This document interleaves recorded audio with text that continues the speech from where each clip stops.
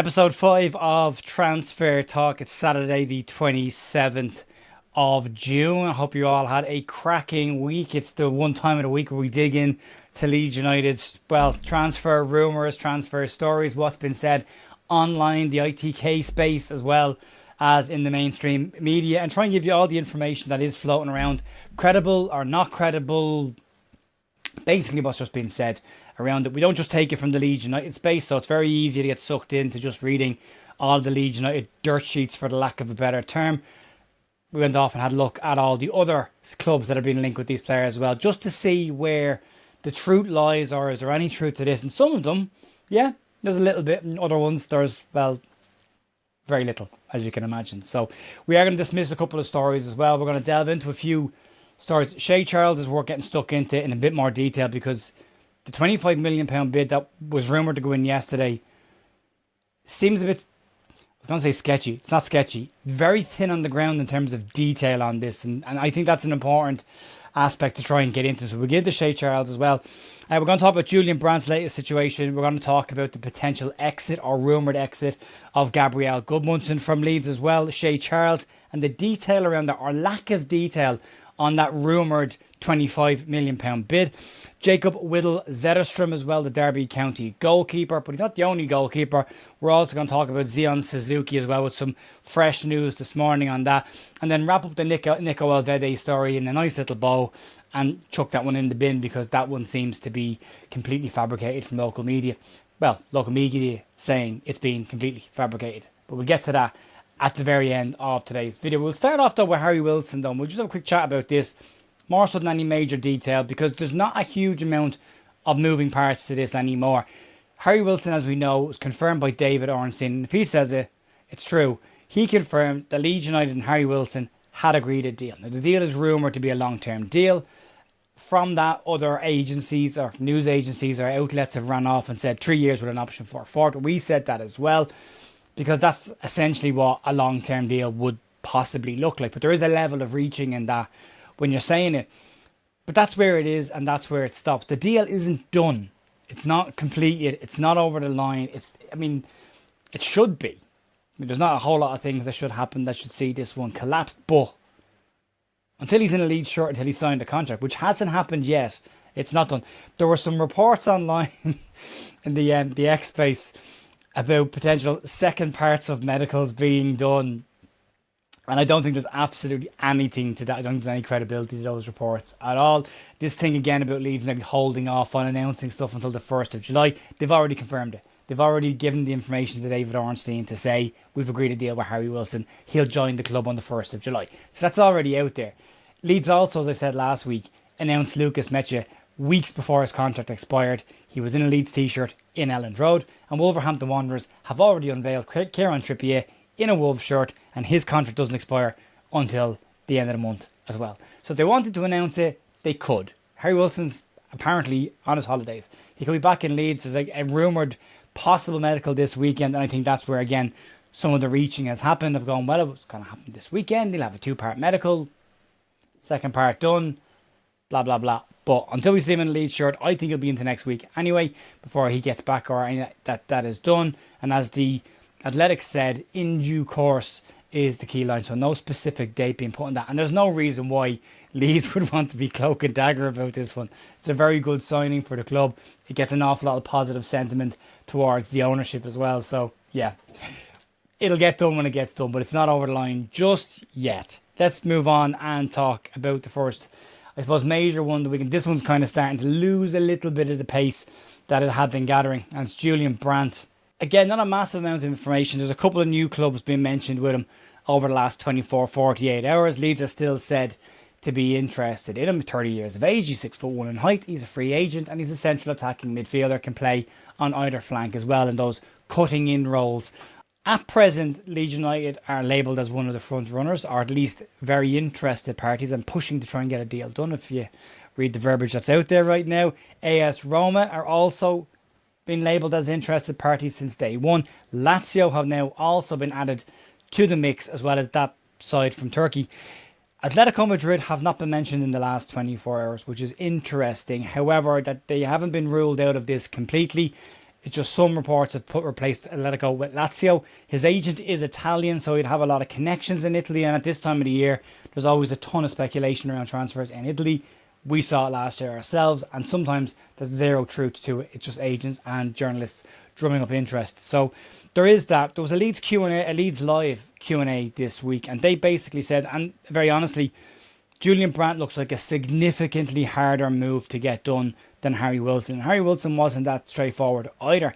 And it does feel that unless it's a hell of an offer put on the table by Leeds, this could be a really difficult deal for Leeds to get done. You're competing against sides that can offer him European football. We can't. So it's going to have to be a attractive proposition, not only in terms of finances, but what the club are expecting to do this season.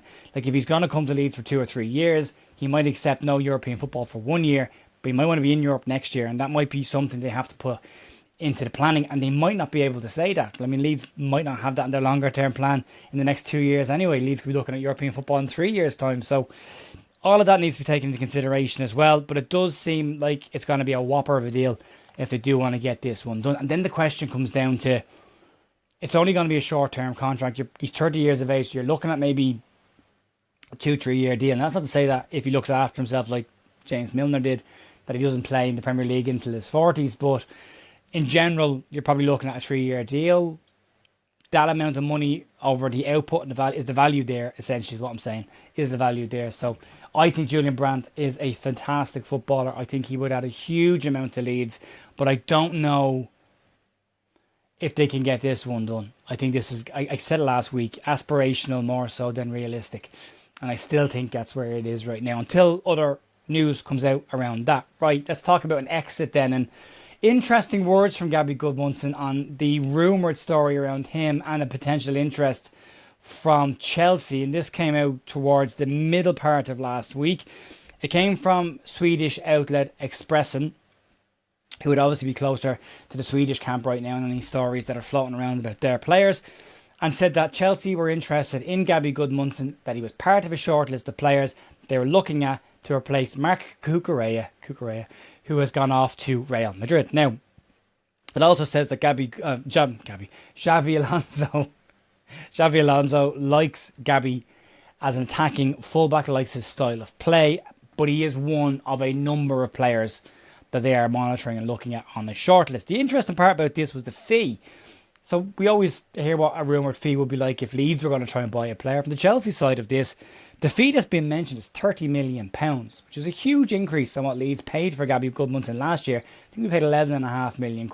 So it would offer a massive profit for Leeds if they wanted to reinvest that. But then that comes back to the question of, can you get as good a left back as Gabby Gudmundsson for £30 million? Now, we got him for 11, so yes, you can. But you've landed on a very good one, and there's some good work there. Are they all like that? Can you go and get another one? But this is the Brighton and Hove Albion model, isn't it? Sell a player for a profit, go get a cheaper version who can then do the same job.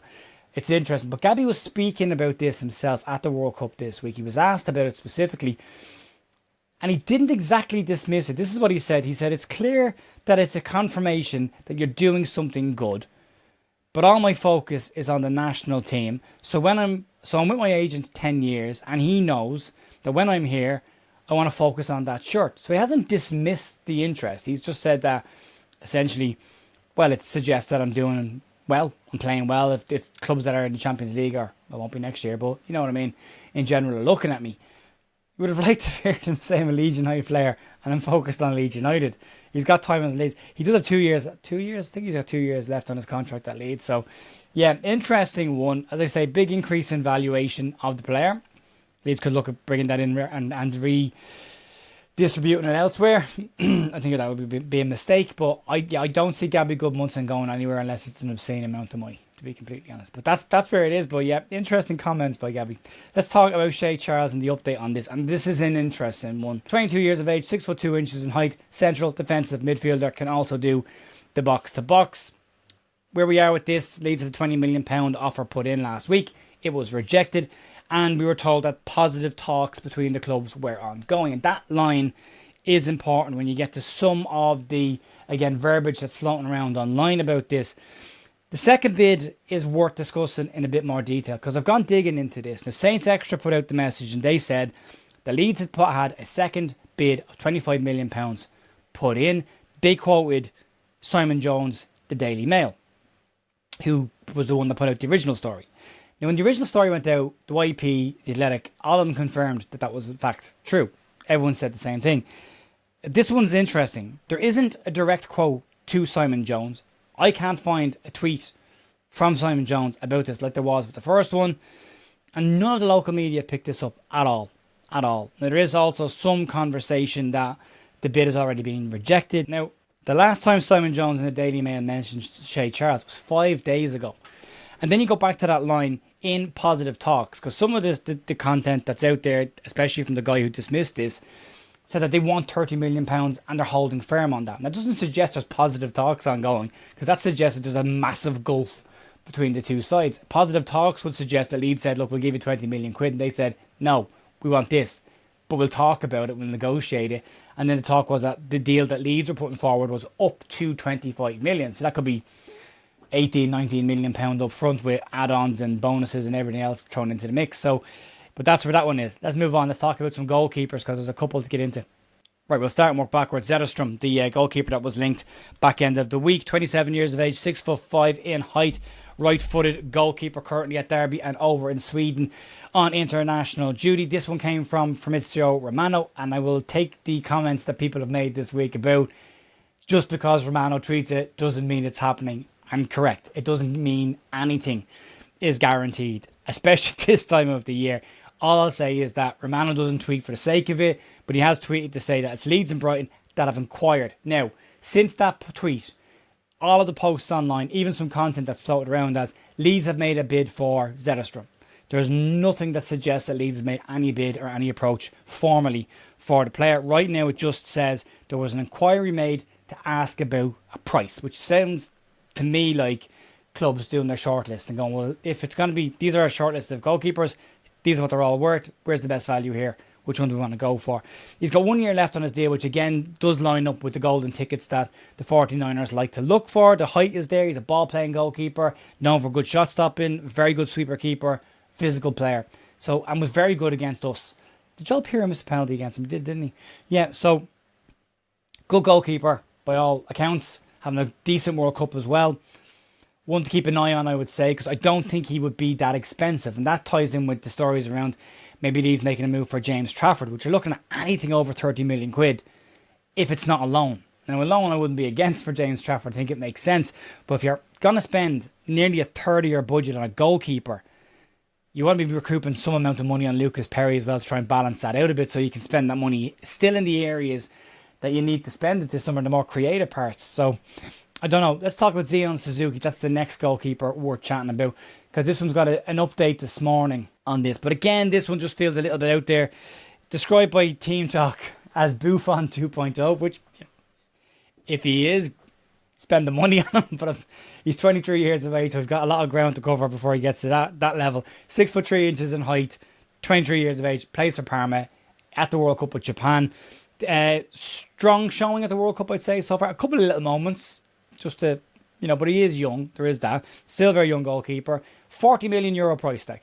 So that's about 36-ish million pounds for a goalkeeper.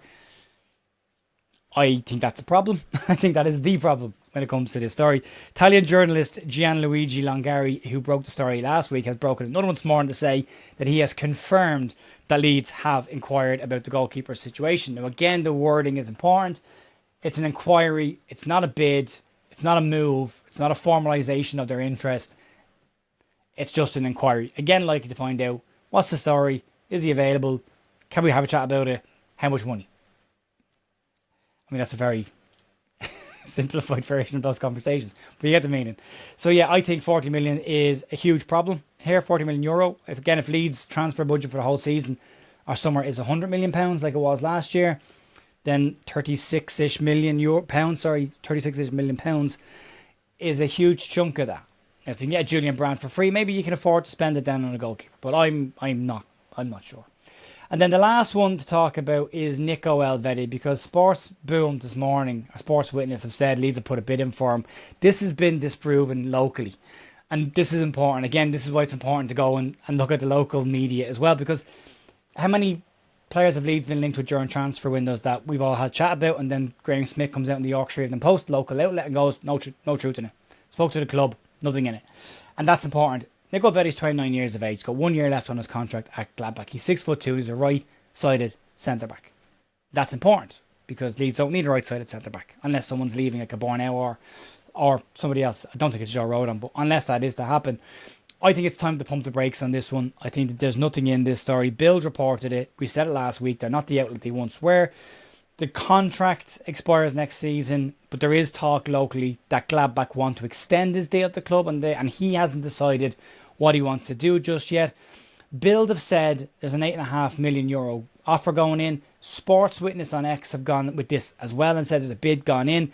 Rhinish Post, who covered him locally, have said this is false, that there's no truth to this, and there's no offer from Leeds or anybody else gone in for Niko Elvedi, which is a shame, because I quite like Niko Elvedi. I think that Daniel Farke would trust him as a player he's had before and relied upon very heavily, but I don't know if I believe it. And I would look at Rhinish Post, who have been very clear to say there's nothing in this. You don't say that unless you know. And again, it goes back to the local version here with Leeds. If Yorkshire Evening Post come out and say Leeds have said there's no truth in the story, there's no truth in the story, and you move on. So I think Niko Elvedi's probably knocked off the bingo card for this year. Zeon Suzuki is going to be an interesting one. Very good young goalkeeper, but huge chunk of change. You can let me know your thoughts on that. Zetterstrom's the more interesting one, the goalkeepers. Good age, 27 years of age, coming into his peak years. Had a good season with Derby. Statistics, everything lines up, looks good. Knows the English game a little bit as well, so there's no issue with trying to get him to settle. Would know Gabby Gudmundsson as well, if Gabi decides to stay at Leeds next season and isn't tempted by a move to Chelsea. And I'd hope to God that the comments he made were just trying to dismiss the interview and try and get past it as quick as he could.